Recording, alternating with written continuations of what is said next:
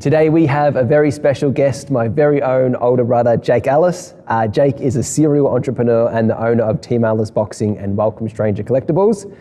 Jake, brother, a very warm welcome to the podcast and thank you for being here today. Pleasure to be here, my brother.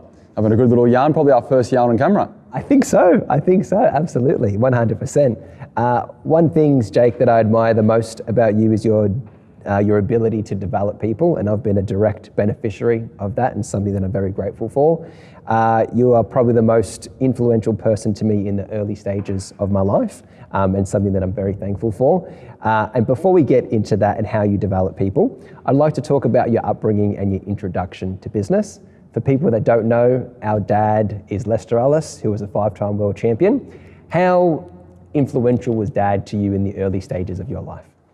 Massive, mate, massive, because he was my first idol. I guess, every kid idolizes their dad. Their dad's their superhero, but I guess our dad was a bit closer to an actual superhero than the rest of them, anywhere we'd go, he'd always have a stack of admiration, respect, obviously being a world champ, and at such a young age as well, and it also had a very exciting style where a lot of people could relate. People love knockouts, people love fighters with power. So even in among the world of fighters, he got another level of respect, So yeah, just my inspiration, my idol and hero in every way possible, man. Yeah, and growing up in the Western Suburbs, which certainly isn't Toorak, what was it like growing up in the West, and who were your other influences in life from that, obviously being a young kid to a teenager? Of course, you were inspired by Dad, but was there anyone else in your life that you kind of drew inspiration from? Yeah, well, I'd say just nearly as big as Dad was Uncle Keith. I always really admired him. Obviously, he trained Dad. He also trained, I don't think you ever had the pleasure of training with him, but me and Lester Jr. and our cousin Heath, then he got very sick by the time you started coming through. You were obviously a bit younger than us, 5 years younger than me. And that, I guess, was my inspiration in a business sense. But as for growing up in the West, I thought, very lucky, because the people that come from that area are my type of people, hard people, not looking for an excuse, good work ethic. And I think a lot of the fulfillment I've found in my life has come because of that journey of, from where we sort of started, because our dad was obviously quite famous and stuff, but lost all his money by the time, we were kids. So the fact that we were able to start from such humble beginnings and just grind our way through, I think was, the reason why it was so fun. Because, I look around and see, now being 32 years old, I look around and I see people that maybe had a better start, so to speak. But, as I've gotten older, I really don't think that they were more lucky than us. I think we've, coming through there helped me develop, that grit that's needed for business. Meet some amazing people with good work ethics, like I was saying. And I feel very lucky. Absolutely, I second that. And I had this realization the other day where I think some of us are, beneficiaries to our circumstance. And I think for us growing up, how amazing was it that we had a dad that was ultra successful. Obviously, he was successful at the time financially, but more so successful in the sense of in the way every man wants to be successful. Every room you walk into, you're respected, you're admired, and for the hardest sport of all, boxing. But not only that, we didn't benefit financially, which I think growing up as a young kid is amazing. So we had a dad that was the superhero, but we didn't enjoy the fruits of his labor, because he had lost all his money. At the same token, we had a mum that was an angel that helped us in any way, shape or form. So we have an alpha male dad and an amazing mum. In turn, our upbringing was fantastic. Not to say that we didn't have our own fair share of struggles, and Dad obviously had a big adjustment period after his career, but high level, you couldn't have asked for a better circumstance to raise young men. From a dad you idolize to the mum that you love, through your own adversities, growing up, learning what to do and what not to do. Plus, in an environment where the Western Suburbs wasn't particularly easy, where you still had to stand up for yourself. Just because our dad was a world champion doesn't mean no one picked on us as kids in school. We really had to stand up for ourselves. So I think from that lens, we were really, really lucky. How did some of the things that I mentioned, how did that shape you as a young man? Well, I think using him as like an example, I noticed that, obviously seeing that how his life's projections sort of went. It went like early on, 16, 17, 18, probably peaked at 19, 20, and his life just went boof, and then it was like a slow digression from there, never being able to reach those heights again. You're never going to sort of reach, and I guess it's a similar story to a lot of athletes where in their 20s and 30s they peak and then they slowly dwindle, never being able to reach those heights. Whereas in business, I learned something, like I noticed the projections of the businessmen, their life sort of went a little bit more like that. And I love the idea of my future always being brighter. There's always something bigger and better. Whereas a lot of the athletes sort of would hit that peak and then slowly fall off. And I remember Dad pulling me aside one time and saying, I was 26 years old, we're in the backyard, and Dad was saying to me like, you know, because I said to him, you've inspired me, you're the reason why I'm here, and it just gave him the whole the appreciation sort of chat.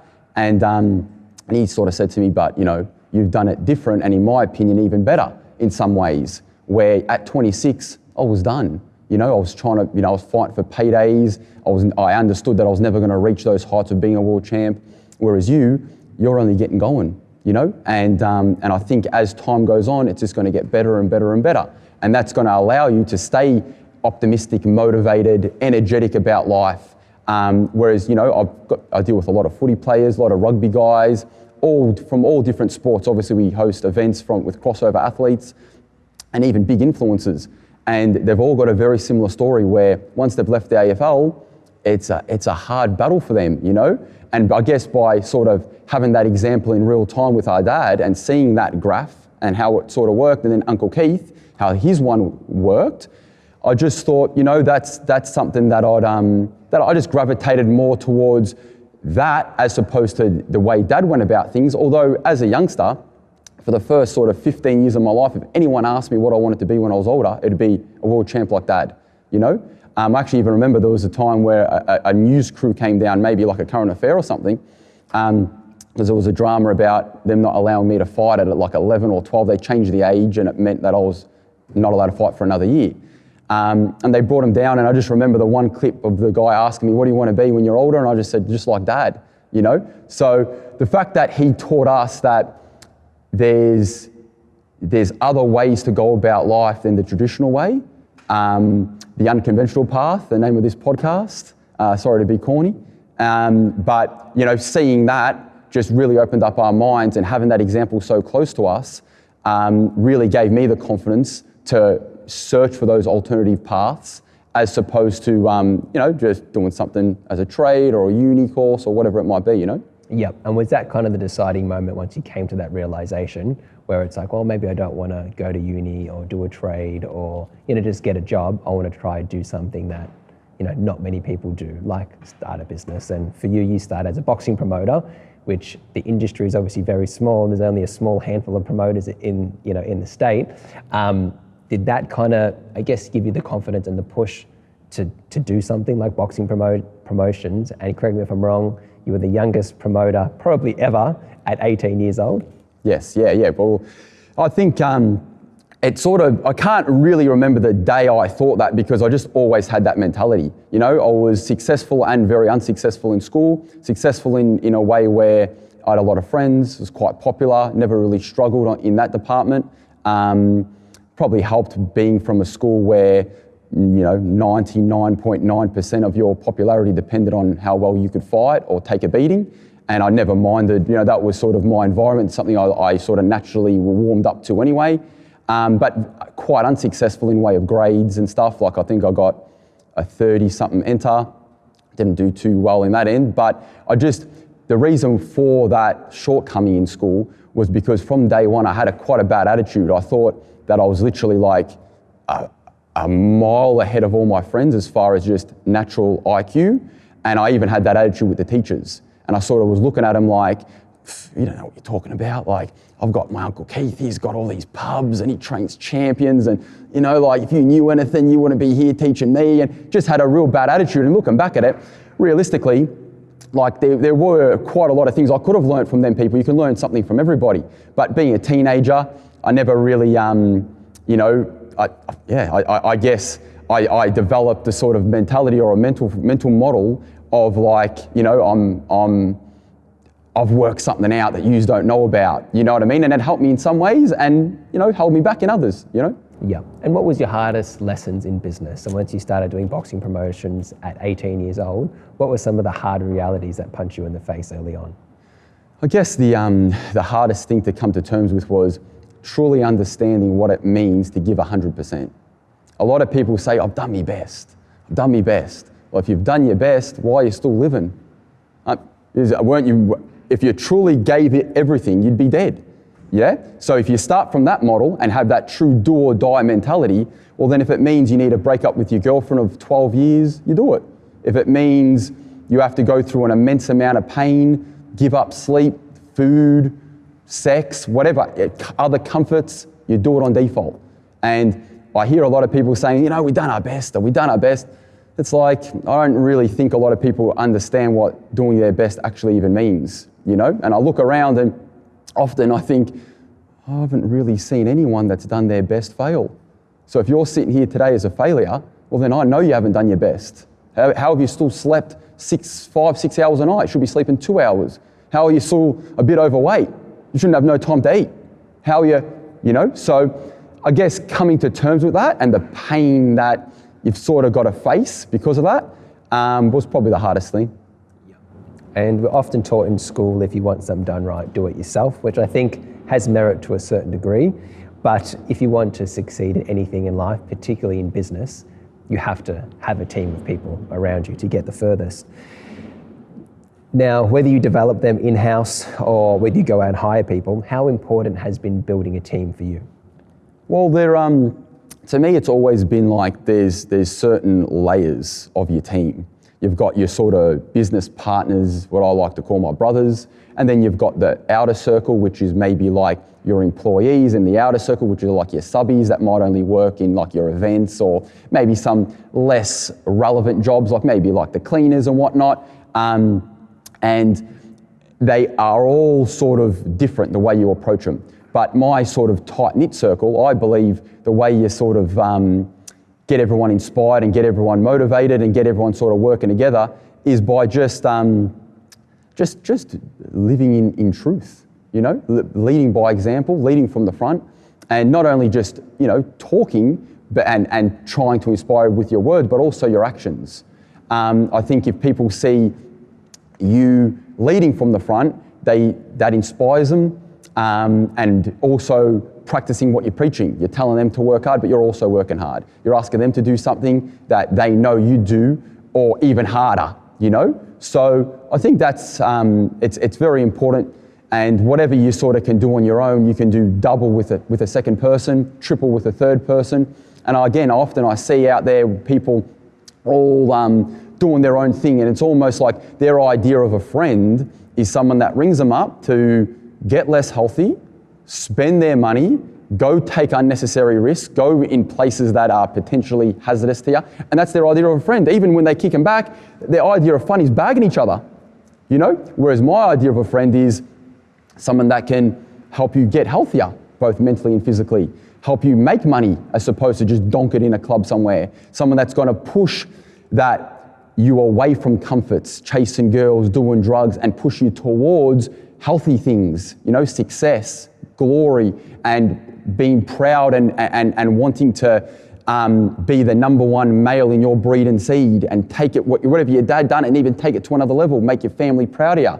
And I think there's just a combination of those things, and it really does depend on the person, because everyone's an individual, and everyone sort of, you get the best out of everyone in all different ways. You've got to understand what motivates them, why they're there, and it's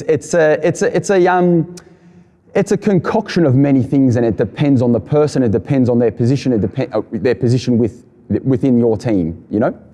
Absolutely. And how important do you think accountability is? I think one of the mistakes I made in business is that you kind of get to a tipping point where you're doing so many things yourself, and then you realize you need a team, but you're so fed up with what you're doing, it's just like, oh, here's your responsibility, go and take it. And you're almost like, just forget that it exists. You're just happy that someone's taking on that responsibility, where there needs to be, I guess, an art to delegation, where it's like, okay, you're going to take on this responsibility, but I'm still going to check in with you every few days, once a week, to make sure the job's done.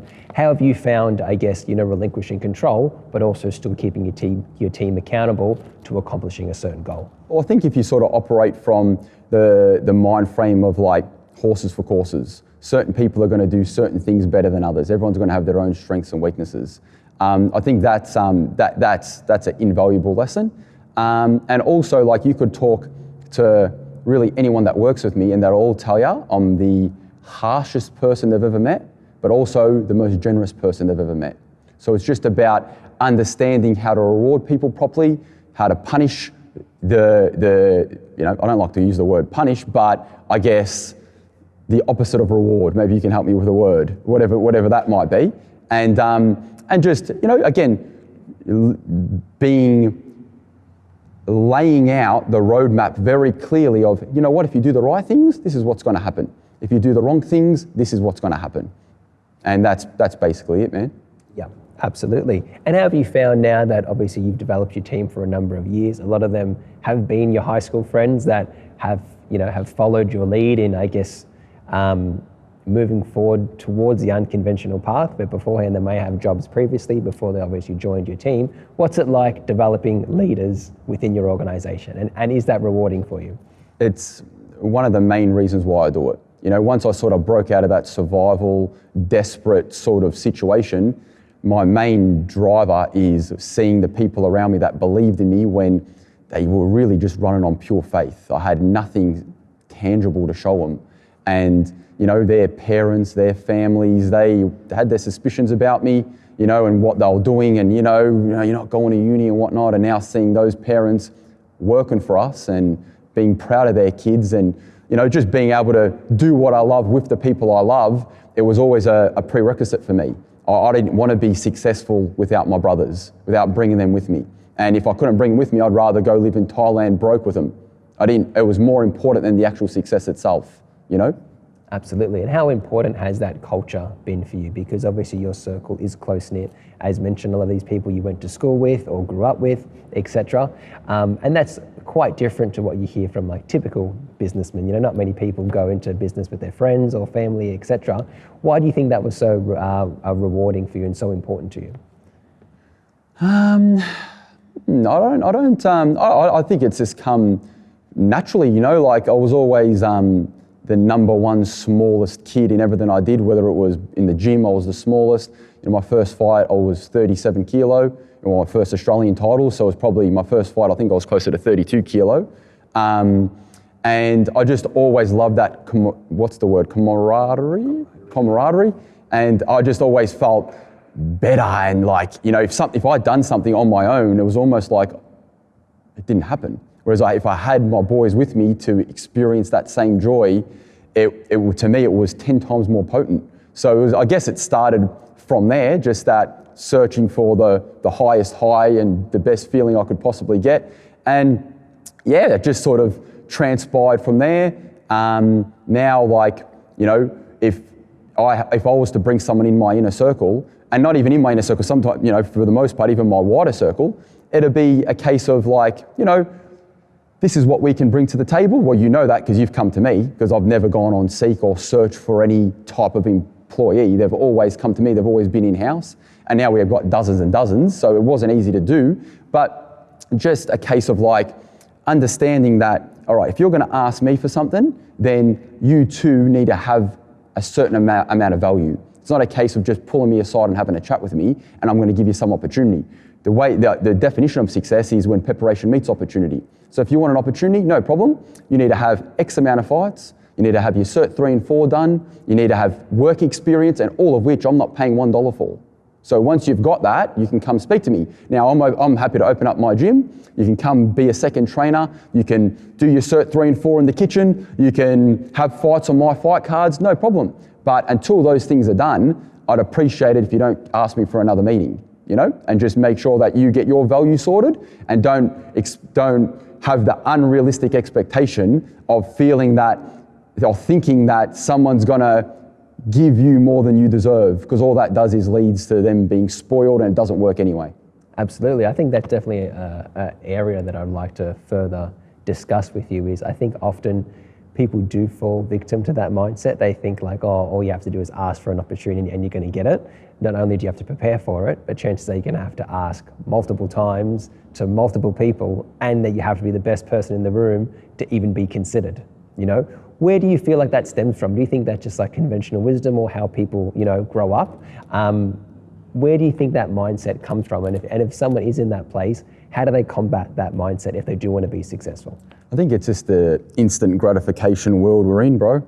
Like, no one really, like I was sort of saying in that first answer I gave you about people just not really understanding like what it takes and what it means to give your best. I don't really know. To be honest with you, bro, I live in a bit of a bubble. I don't really focus on, you know, what's sort of going on in society. You know, I've sort of created my own little society, so to speak, and my reality is just the mind frames that we've created, and if you don't have that, you don't really last, you know. So I don't really know. I guess you could start with maybe walking into a place like this, a boxing gym, you know, where you can start learning a bit about discipline, a bit about determination, and understanding what it takes, and sort of putting yourself through that hardship to develop that hard skin and that right mental model. And I think that could serve them. But for the most part, like I said, man, I've sort of lost my connection, or like my involvement in society a lot. Like I just, you know, all my brothers and when I say brothers, I mean my friends as well, all live over a couple of houses in the same street. We live and breathe what we do. We've never watched, one of our rooms have a TV in it where you can watch national TV and the news. So I don't really know what's really going on out there. I don't really have a whole lot of respect or time for like the current sort of, I guess, the way the youngsters are moving these days and stuff like that. I don't really understand it. I feel like the parents don't really have a backbone anymore, and maybe that's because of the government not allowing, you know, taking back a lot of their power. I don't really know the situation of it all, but I look around and I just see just weakness, you know, and I truly believe that you don't even really need to be all that disciplined like someone like yourself, because people wouldn't believe how hard you go, bro. They couldn't even comprehend it, and even myself, like, they don't understand that, like, if you ask them to like do half the things that we were happy to do that no one asked us to do, they would just drop dead there and then, you know? So I don't know, man. I think for the most part, I think starting in some type of combat sport, start developing a bit of that hardening, a bit of that understanding that without no pain there is no gain. I think that's a good start. Absolutely, and I think we were, I guess, blessed the fact that obviously we seen Dad, and I think he only had 1 or 2 fights when I was very young, which I don't remember, but we firsthand knew, okay, if you want to become a world champion, this is what you have to do. You know, this is the pain that you have to go through. So for us, if we wanted to be world champions in our respective field, we just understood like what it took, you know, and then it was up to us if we wanted to replicate that, you know? Well, they say you're better off being born lucky than good looking. So, I mean, we were definitely lucky in that sense, weren't we? You know, like having that example so close to us, and being able to get a deep dive into that mental frame at any time we'd like. We were very lucky for that, you know? Absolutely. And I think too, like, obviously people have been successful and their dad wasn't successful, but I think it's just the influence people are around. Like if you've grown up your whole life and you've just always, you know, listened to your dad's advice, and your dad might be, not dissing anyone, but a bricklayer, but you want to go on and you want to build a company, then like your dad's not the best person to ask for advice. He might be great at other things. He might be the best dad in the world. He might be the best bricklayer in the world, but it's a completely different skill set. So people that are, you know, want to go on and accomplish something, and their inner circle, whether that's their friends or families, have never done that before, but they're the people they're getting advice from, it's just never going to work, you know? And I think and that's another one of them things that make it so hard, because you love your mum, you love your dad, and sometimes, you know, well, you come to a point in your life where you realize that they're not actually right about everything. They do have a limited understanding and perception of life. And that's another one of them hard chats that you're going to have, you know? And then you understand that, you know, if I want to do something, I need to go talk to someone that's been successful in that field, because no one else would know. Yeah. So yeah, I think we were very lucky, and obviously growing up, my best mate and my mentor was Uncle Keith's son, Azza. And he really, you know, if I could put it down to one thing, like, you know, my success, I'd say it'd be the late night chats with him. You know, he really got me head right, really, you know, with tough love. You know, he put me through the ringer. He made me do things I were very uncomfortable to do, made me get certain jobs and, again, do certain things that were just really character developing now that I look back in hindsight, but at the time it was dreadful. And just, I guess, sort of having faith in God's plan. You know, I remember when I was 18, I was depressed for 3 weeks, like heavily depressed, because we were actually trying to get the catering gig out of the Melbourne Pavilion.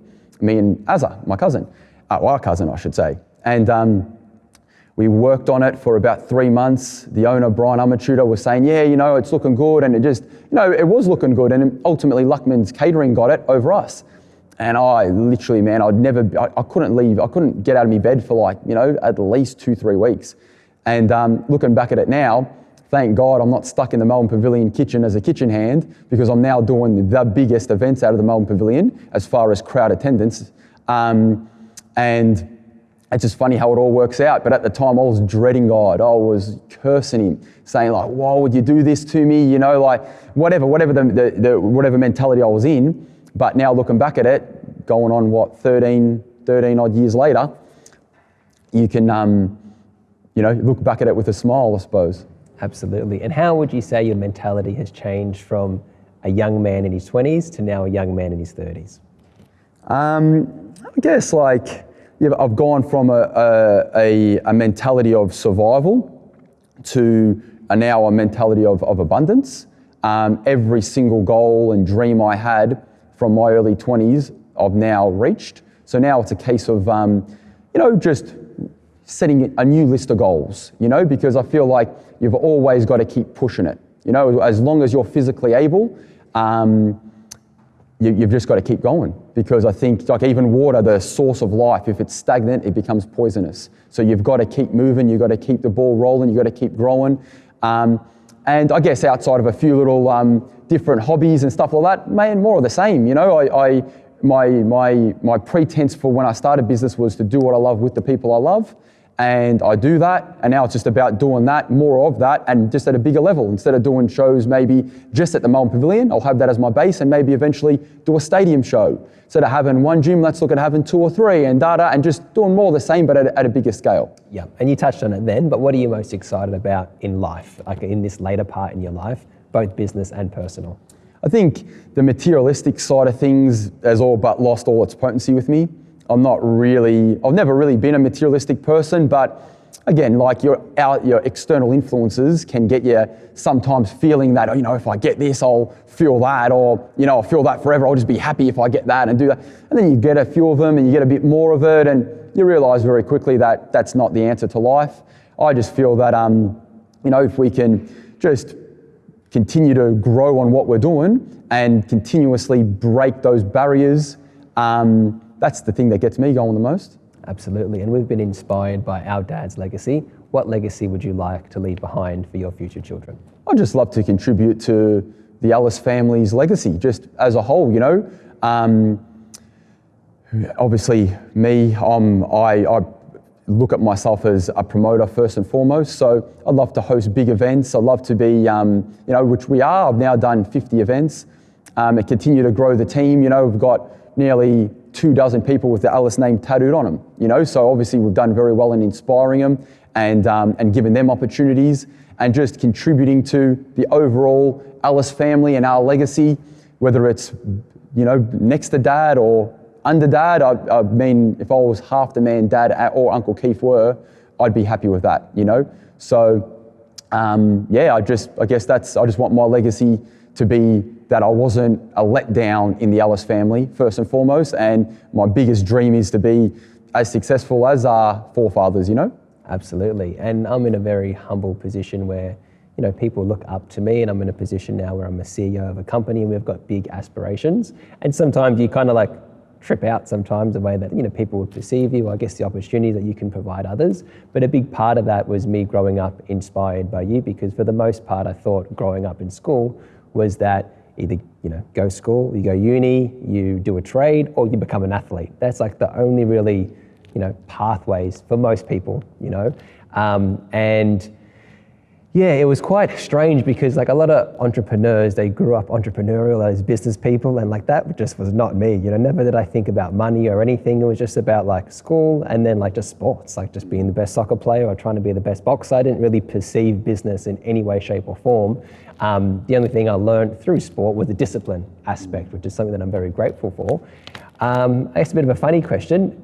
What's your perspective of me from what you've known from me and how you inspired me to how things have kind of happened now? Like, what was your viewpoint for me as a young kid? As a youngster, you never really did have many entrepreneurial sort of bones in your body, but you always had that dedication, you know, whether you were playing soccer or boxing, you'd get up before school, go for your run, never miss a sesh, and whatever you lacked in maybe talent, you made up for 10 times in work ethic. Whereas me, I had millionaire in training from 8 years old. You know, I went and worked at Red Rooster at 14 and 9 months to 15 and 9 months, made $3,000, and by 16 to 18, flipped that to 35 grand by the time I was 18. Just doing business, doing boxing memorabilia, maybe breeding dogs out the back, whatever it might have been. And I always had that entrepreneurial sort of mentality, whereas yourself, you were never really like that. And that's why sort of by 18, 19, I was more looking at, you know, I got you involved in the business, but more so thinking, you know, you're going to be an athlete, you're going to be, you know, a bit more of that path.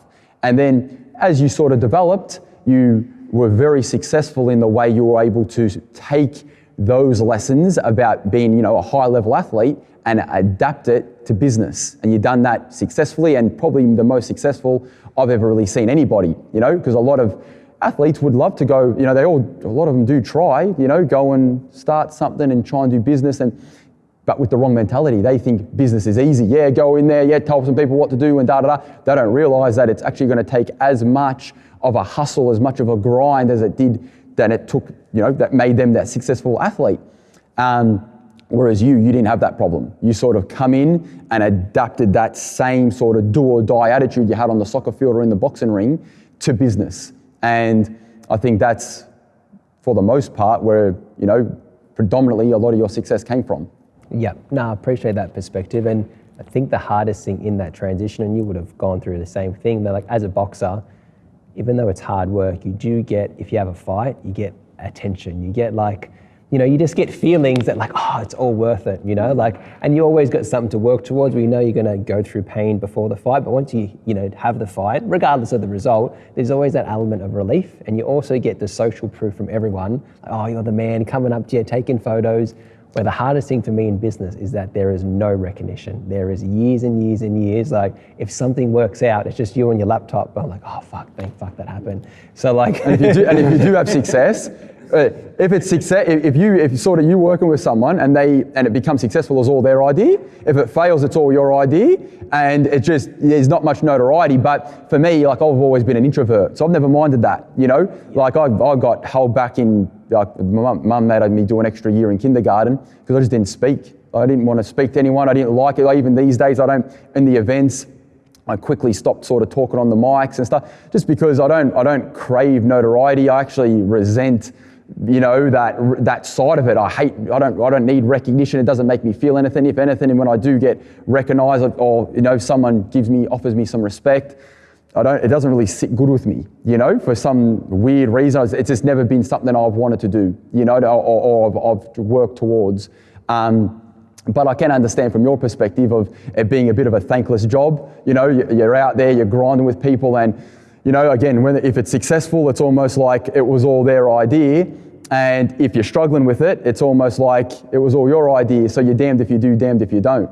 Yeah, and I think that's, the biggest adjustment with, like you mentioned, from athletes to business people, even just from normal people to doing something like business, where even if you had a job, your boss every now and again will come and pat you on the back. When you have your own business, no one pats you on the back. You're only getting approached. No one pats you on the back. Always getting approached for the worst problems. Every time you have a call, it's because there's some fuck up, some problem you have to solve. And I think for a lot of people, it's very emotionally draining, and it doesn't really matter how smart you are. It's just about how much resilience you have and how much mental fortitude you have ultimately determines if you're going to make it or not. Because regardless, I don't think, I've never done a test, but I think my IQ would be relatively low because I'm not overly smart. But you can, if you're emotionally stable and you've got emotional strength, you can easily identify, okay, I'm not good at this thing. Who can I speak to get good at that thing? And I'll just keep doing that for an unreasonable amount of time until I'm good at that thing. And obviously it's easier said than done, but just trying to keep doing that day in, day out, where you've got all these, external pressures and all these things, it really is that simple, but simple isn't the same as easy, And I think that's the great divide between people who make it and people who don't, is anyone can make it, but they just stop before they get there because it's too hard. Exactly, and that's the key to it all. Jay-Z says the secret is that we didn't quit. You know what I mean? And he's probably a bad one to quote these days.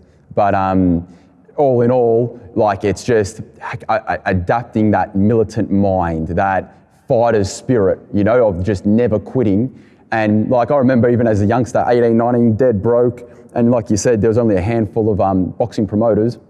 And I just remember saying to one of them, now, and over 10 years, 95% had gone bad, and I'd ended up with all their fighters. And I remember just saying to them, because they're like, how are you going to compete or whatever they're giving it to me. One promoter would send me a text message 3 times a week, just abusing me, trying to put me down and whatever. He had 15 gyms and all this. Now he's dead broke and I've got all his boys. But the bottom line is it's very, very tough to go through that. And most of them have these, either look at themselves as a gangster or they've got gangster connections, so they're going in that dark realm as well. It's not just verbally bullying me or something like that. They're actually putting it on you properly. And I just remember thinking, if all else fails, I'll just outlive you all. I'll just keep going until you can't go anymore. I know you got families, I know you got kids, I've got nothing. I'll keep grinding and grinding. And if you can pick something out the first time, doesn't matter if it takes me 5 times. It don't really matter, but you're not going to outgrind me, you're not going to outwork me. I agree with you, bro. If I'd done an IQ test, I've never read a book. I couldn't, my candle doesn't bright the shiniest, but it will burn the longest, And just identifying that strength within yourself and doubling down on that, you work with what you got, And that's the hand God dealt me and the strengths that I had and weaknesses I had as well, and you'll embrace them both, and you just feed the strengths and starve the weaknesses the best way you can. Absolutely, and I think that is, the great divide, and something that I hope to instill in my children is that never give up attitude, because I think I was definitely as a youngster, and I still am very goal driven, but I think once I hit my first few big milestones, it's I just can't wait to open up my gym. As soon as I open up my gym, fuck, my life's going to be grass. And then you do it, you feel good for an hour or half an hour, and then all of a sudden the reality, what's next? Oh, the reality is fuck, this is actually a big problem. Now the novelty has worn off and the messages on my phone have died off. Now I actually got to fucking do this thing. You quickly realize that you can't just live, for prizes or for, the goals. It's always what's next. And I think as opposed to the actual outcome, you just love waking up striving towards something. Whether it's one gym, whether it's 10 gyms, the fact that I get to wake up and I have somewhere that I'm going, you fall in love with that process. And once the gym's actually open, I'm actually even not that happy. It's more relief. Yeah, more relief more than anything. I just fucking rap that I get to wake up and strive for something every day. And I think I'm lucky that I've had that realization in my mid-20s, as opposed to be striving for something, then accomplish it and realize it wasn't that good anyway. I think that's that Tyson Fury thing, his whole life. He just wanted to be world champion, just beat Klitschko, beat him, and then realize fuck, is that it? Is that It's actually the journey, not the destination that he was loving, 100%. And you can see him, even in his mentality, adopting that and understanding that. Whereas, you look back 10 years ago, he's retired, he's this, he's depressed, he's just up and down with his emotions because he was sold a lie, which was you get there and then it's all going to make sense. He got there and he was as confused as ever, But as he's getting older, you can see it almost in him that he understands it's the journey, not the destination, Absolutely. And last question I have for you, Jake, is if your kids are watching this 20, 30, 40 years from now, what's one lesson you would like to instill in them? Similar to you, bro, work ethic, just be the first one in the gym, last one out, if, you're understanding that you're only a loser once you've quit. and while you're watching this, get up and do something. You know, that's really, it's about your actions. You know, sometimes people have read that many books, watched that many seminars. Like, I've never gone to a business seminar. I've never rang any type of business mentor, paid anyone to do anything like that. I've never read a book. It's just truly understanding my surroundings, what I love, deep diving into that, and having that do or die attitude, you know? Absolutely. And I did say that was the last question, but I'd love to share a story. This is probably my most fond memory I have with you. It was my 4th or 5th fight, and obviously early on in my amateur career, I lost more fights than I'd won, and I was fighting Harry Garside for the 2nd time. The first time he beat me very, very comfortably, to say the least. And I remember at the first round, he come out and he was putting it on me. He wasn't landing that many clean shots, and I was actually thinking that the ref might give me an 8 count just because of like the barrage of punches. Yeah. And then at that point, the way that they scored amateurs is a clean punch. So even though I felt like I'm getting kind of bashed, I still didn't know if I was down or not on the scorecards. And I remember at one point, and looking back, I don't think it actually was the truth, but in the crowd, I heard you say, "Oh, Das, you're up." I was in the corner. In the corner, yeah. But they had the rules at one time where you couldn't speak in the corner. I don't know. Scream out. Yeah, but you probably I got kicked out, I think. Was it with you, or it might have been that fight? I remember I got kicked out, and when they kick you out, they move you from there to there. So you can still talk. Yeah. And I remember just that shift between like, fuck, I might get stopped here, to then having a belief that, fuck, I might actually win this. So I remember it like it was the first round. You're down by 2 points. I think it was like 4-2. And I understood that if I told you were losing, you would, just to keep it simple, change up your style and it would get a lot worse for you, you know? Because I knew he was coming in so aggressive. It was actually weird because now, these days, he's a boxer up on his toes, but back then he was like a little wrecking ball. He was coming forward, letting his hands go, body and head, turning in hard hooks and rips. And you were sort of boxing on the back foot. And I remember I understood you had to sort of try and catch him coming in and picking him off in between, as opposed to if I told you were losing, you were just going to go for it and sort of, fight his fight, so to speak. So I remember after the first round, I'll never forget it, I told you you were winning, even though you were losing. And then you went on to box the last 2 rounds, 2nd and 3rd, beautifully, and got the nod for the Vic title, Aussie Vic title. Yeah. I'll never forget that moment. And then obviously, looking back, and once I realized kind of what had happened and why you said that, I think one, it's just a credit to your mindset, going in there with a winner's mentality, but also to the people around you, that how many coaches in that situation be like, "Oh, you're down, go for it." And you're right, if I thought I was down, I'll just come forward swinging, and chances I would have got hit and I would have got stopped. That's the reality. But that's you see that with a lot of people, their emotions cloud their judgment. The trainer's that emotional in the corner that he's just regurgitating that nervous energy on you. Whereas Uncle Keith, being the best boxing trainer Australia's ever produced, the ANBF just gave him Trainer of the Century, or not just, but gave it to him about 10 years ago. It's understanding how to really harness those emotions and only regurgitate what's going to help the fighter. You know what I mean? But yeah, great memories, bro.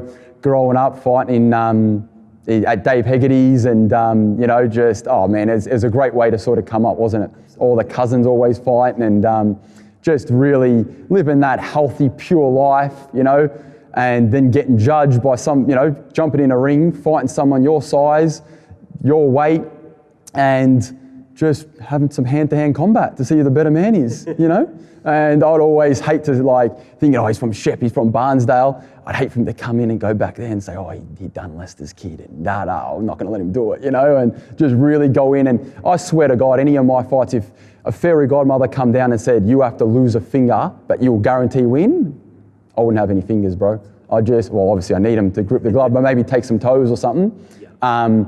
It meant that much to me, bro. It was just, and again, growing up and having something that means that much to you, it's easy to focus because you're going to bed scared. Someone's out there trying to embarrass me. Matter of fact, he's out there training to kill me. So I'm going for that run. I'm going to do that extra bit of extra bag work, pad work, sparring, whatever. I start craving the hard spars, thinking, I'll spar hard, and then the kid I fight will be easier. So I start craving the harder sort of tasks, and then ultimately understanding that, the way to success isn't asking God for an easier task, it's asking for more strength. And just developing that from such a young age. We were boxing from friggin', bro, before I can remember, we had a boxing gym in our house when I was 2, 3, 4 years old. And we had a gym all the way through, multiple gyms at times, in our family, our uncle and our dad and whatnot. So just always being around that mentality really molded us to be successful young men we are today, mate. Absolutely. And our relationship has come a long way, and I look forward to obviously working with you and your team. Appreciate your time, Jake, and I appreciate all the guidance over the course of my life. And I feel like we're just beginning, brother. Pleasure, bro. God bless. Beautiful. Thanks for that, Snakey. Pleasure, bro. Hey, can I grab a fucking water? Yeah, of course.